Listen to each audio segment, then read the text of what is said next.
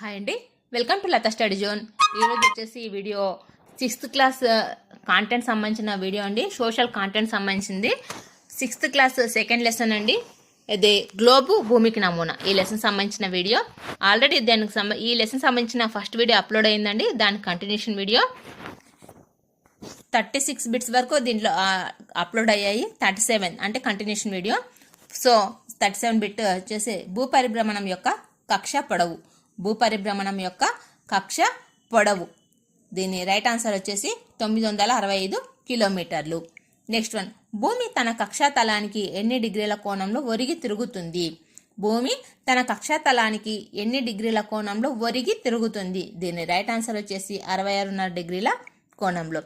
భూమి చలనాలలో భాగంగా భూమి తన చుట్టూ తాను తిరుగుతూ సూర్యుని చుట్టూ తిరుగుతున్న మార్గాన్ని ఏ పేరుతో పిలుస్తారు? దీని రైట్ ఆన్సర్ వచ్చేసి కక్ష. అదే భూమి తన చుట్టూ తాను తిరిగే మార్గం అక్షము అంటారు. సూర్యుని చుట్టూ తిరిగితే కక్ష అంటారు. నెక్స్ట్ వన్, లీపు సంవత్సరం అనగా అంటే దీని రైట్ ఆన్సర్ వచ్చేసి సెకండ్ వన్, ప్రతి 3 సంవత్సరాల తర్వాత ఏర్పడుతుంది. నెక్స్ట్ వన్, లీపు సంవత్సరానికి సంబంధించి సరికాని అంశం అడిగాడండి. లీపు సంవత్సరానికి సంబంధించి సరికాని అంశం అంటే మనకు సరైన అంశాలు తెలిస్తే సరికాని అంశం గుర్తించవచ్చు. సో ఆప్షన్స్: సంవత్సరానికి 365 రోజులు ఉంటాయి. ఫిబ్రవరి నెలకు 29 రోజులు ఉంటాయి. ప్రతి 4 సంవత్సరాలకు ఒకసారి ఏర్పడుతుంది. ఫిబ్రవరి నెలకు 28 రోజులు ఉంటాయి. ఈ రైట్ ఆన్సర్ వచ్చేసి 4th వన్ అండి. ఫిబ్రవరి నెలకు 28 రోజులు ఉంటాయి. నెక్స్ట్ వన్, ఆయనాంతాలు ఎప్పుడు ఏర్పడతాయి? ఆయనాంతాలు ఎప్పుడు ఏర్పడతాయి? దీని రైట్ ఆన్సర్ వచ్చేసి జూన్ 21, డిసెంబర్ 22. నెక్స్ట్ వన్, ఉత్తరాయణంతం సంబంధించని అంశం. ఉత్తరాయణంతంకు సంబంధించని అంశం అంటే మనకు సంబంధించిన తెలిస్తే సంబంధించిన అంశం గుర్తుపట్టవచ్చు. దీనికి ఆప్షన్స్: సూర్యుడు మకర రేఖకు ఎదురుగా ఉంటాడు కనుక దక్షిణార్ధగోళంలో శీతాకాల ఆయనంతం. సూర్యుడు కర్కట రేఖకు ఎదురుగా ఉంటాడు కనుక ఉత్తరార్ధగోళంలో వేసవి ఆయనంతం. దక్షిణార్ధగోళంలో రాత్రి ప్రమాణం ఎక్కువ, పగటి ప్రమాణం తక్కువ. ఉత్తరార్ధగోళంలో పగటి ప్రమాణం ఎక్కువ, రాత్రి నిడివి తక్కువగా ఉంటుంది. దీని రైట్ ఆన్సర్ వచ్చేసి ఫస్ట్ వన్ అండి. సూర్యుడు మకర రేఖకు ఎదురుగా ఉంటాడు కనుక దక్షిణార్ధగోళంలో శీతాకాల ఆయనంతం. నెక్స్ట్ వన్, ఉత్తరార్ధగోళంలో వేసవి ఆయనంతం ఏ రోజున ఏర్పడుతుంది? ఉత్తరార్ధగోళంలో వేసవి ఆయనంతం ఏ రోజున ఏర్పడుతుంది? దీని రైట్ ఆన్సర్ వచ్చేసి సెకండ్ వన్, జూన్ 21. జూన్ 21న దీనికి కింద ఆప్షన్స్ ఇచ్చారండి.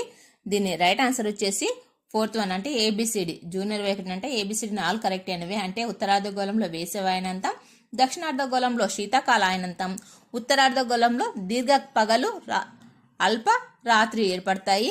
దక్షిణార్ధగోళంలో అల్ప పగలు దీర్ఘ రాత్రి ఏర్పడతాయి. నెక్స్ట్ వన్, దక్షిణార్ధగోళంలో శీతాకాల ఆయనంతం ఏ రోజున ఏర్పడుతుంది? దక్షిణార్ధగోళంలో శీతాకాల ఆయనంతం ఏ రోజున ఏర్పడుతుంది? దీని రైట్ ఆన్సర్ వచ్చేసి డిసెంబర్ 22. నెక్స్ట్ వన్, ఉత్తరార్ధగోళంలో పగటి కాలం అత్యధికంగాను రాత్రి నిడివి తక్కువగాను ఉండే స్థితిని దక్షిణార్ధగోళానికి ఇలా పిలుస్తారు.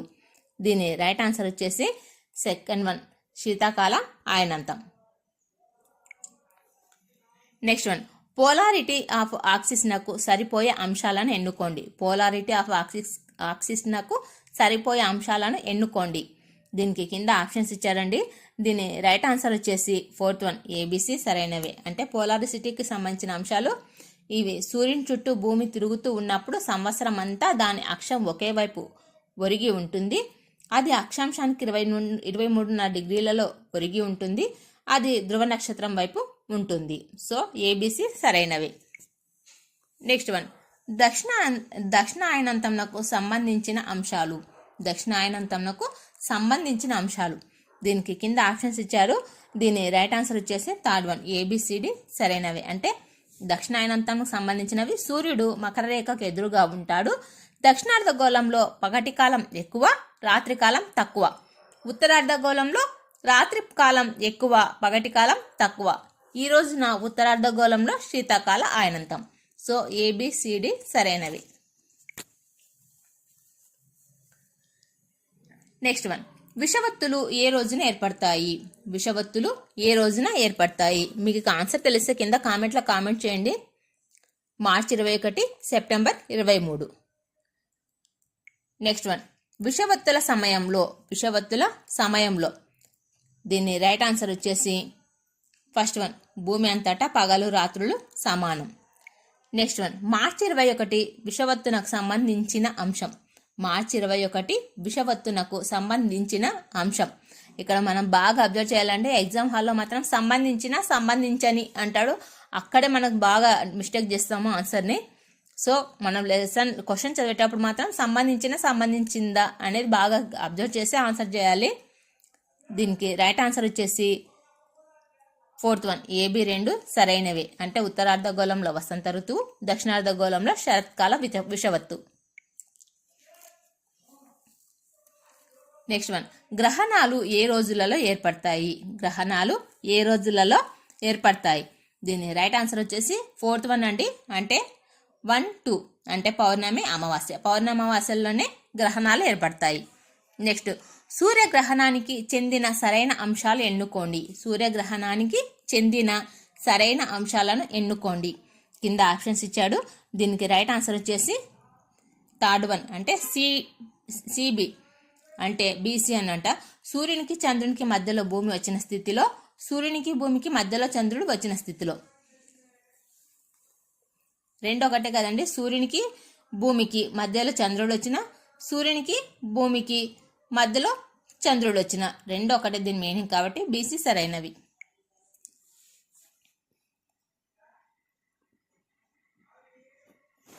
నెక్స్ట్ వన్, చంద్రగ్రహణకు సంబంధించిన అంశాలలో సరైన అంశాలను ఎన్నుకోండి. చంద్రగ్రహణంకు సంబంధించిన అంశాలలో సరైన అంశాలను ఎన్నుకోండి. వీటికి ఆప్షన్స్ ఇచ్చాడు. దీని రైట్ ఆన్సర్ వచ్చేసి ఫోర్త్ వన్, BCD అంటే చంద్రగ్రహణం సంబంధించిన పౌర్ణమి రోజున ఏర్పడుతుంది చంద్రగ్రహణము. సూర్యునికి చంద్రునికి మధ్యలో భూమి వస్తున్న సమయము, భూమి నీడలోకి చంద్రుడు వచ్చినప్పుడు. నెక్స్ట్ వన్, క్రింది వాణిలో వేసవిలో క్రిస్మస్ పండుగ జరుపుకునే దేశం. దీని రైట్ ఆన్సర్ వచ్చేసి, మీకు ఆన్సర్ తెలిస్తే కింద కామెంట్లో కామెంట్ చేయండి, ఆస్ట్రేలియా.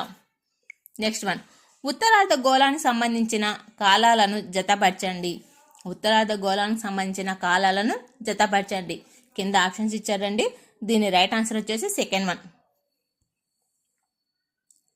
అంటే జూన్ 21 అంటే వేసవి అయనంతం, డిసెంబర్ 22 అంటే శరదృతువు, మార్చి 21 అంటే వసంత ఋతువు, సెప్టెంబర్ 23 శీతాకాల ఆయనంతం. నెక్స్ట్ వన్, దక్షిణార్ధ గోళానికి సంబంధించిన కాలాలను జతపరచండి. కింద ఆప్షన్స్ ఇచ్చారండి. దీని third one is right answer. So June 21 అంటే శీతాకాల ఆయనంతం, డిసెంబర్ 22 అంటే వేసవి ఆయనంతం, మార్చి 21 అంటే శరదృతువు, సెప్టెంబర్ 23 అంటే వసంత ఋతువు. నెక్స్ట్ వన్, చంద్రునిపై నీడలకు కారణం. దీని రైట్ ఆన్సర్ వచ్చేసి థర్డ్ వన్, చంద్రునిపై ఉన్న పర్వతాలు, మైదానాలు. నెక్స్ట్ వన్, దక్షిణార్ధ గోళంలో అల్పరాత్రి ఏ రోజు ఏర్పడుతుంది? దీని రైట్ ఆన్సర్ వచ్చేసి second one, December 22. Next one, క్రింది వాటిలో దీర్ఘ పగలు అల్పరాత్రి ఏ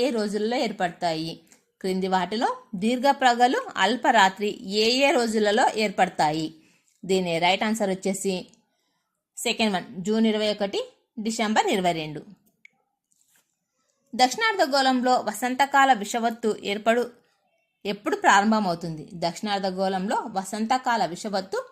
ప్రారంభమవుతుంది? దీని రైట్ ఆన్సర్ వచ్చేసి third one, September 23. Next one, ధృవాల వద్ద వచ్చే కాంతి పుంజాలను ఏ పేరుతో పిలుస్తారు? దీని రైట్ ఆన్సర్ వచ్చేసి థర్డ్ వన్, ఏ.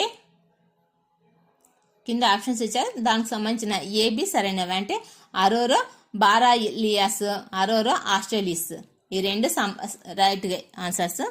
నెక్స్ట్ వన్, ప్రకాశ వృత్తం అంటే ఏమిటి? ప్రకాశ వృత్తం అంటే ఏమిటి? దీని రైట్ ఆన్సర్ వచ్చేసి ఫస్ట్ వన్, సూర్యుడు ప్రకాశవంతం చేసే గోళాకార అంచు మరియు ప్రకాశ వృత్తం. నెక్స్ట్ వన్, 180 డిగ్రీల రేఖాంశం అంతర్జాతీయ దినరేఖగా సంవత్సరంగా గుర్తించారు. 180 డిగ్రీల రేఖాంశాన్ని అంతర్జాతీయ దినరేఖగా ఏ సంవత్సరంలో గుర్తించారు? దీని రైట్ ఆన్సర్ వచ్చేసి థర్డ్ వన్, 1884. నెక్స్ట్ వన్, భూభాగాన్ని దీవులను తప్పిస్తూ అధిక భాగం జలభాగంగా ప్రయాణించే రేఖాంశం ఏది? దీని రైట్ ఆన్సర్ వచ్చేసి సెకండ్ వన్, దీర్ఘవృత్తాకారం. భూభ్రమణ వేగం ఎక్కడ శూన్యం? భూభ్రమణ వేగం ఎక్కడ శూన్యం? దీని రైట్ ఆన్సర్ వచ్చేసి ఫోర్త్ వన్, ధృవాల వద్ద. నెక్స్ట్ వన్, భూభ్రమణం గురించి తెలిపేందుకు జీన్ బెర్న్హార్డ్ లీన్ ఫౌక్టాల్ అనే ఫ్రెంచ్ శాస్త్రవేత్త తయారు చేసినది. దీని రైట్ ఆన్సర్ వచ్చేసి first one, Foucault pendulum. Next one, భూకక్ష సూర్యునికి 90 డిగ్రీల కోణంలో ఉండే రోజులు. భూకక్ష సూర్యునికి 90 డిగ్రీల కోణంలో ఉండే రోజు. దీని రైట్ ఆన్సర్ వచ్చేసి థర్డ్ వన్, మార్చి 21, సెప్టెంబర్ 23. నెక్స్ట్ వన్, ఒక రేఖాంశంపై సూర్యుడు ఉన్నప్పుడు దానిని సౌర మధ్యాహ్నం అంటారు. అయితే దానికి వ్యతిరేకంగా ఉన్న రేఖాంశాన్ని ఇలా పిలుస్తారు. ఒక రేఖాంశంపై సూర్యుడు ఉన్నప్పుడు దానిని సౌర మధ్యాహ్నం అంటారు.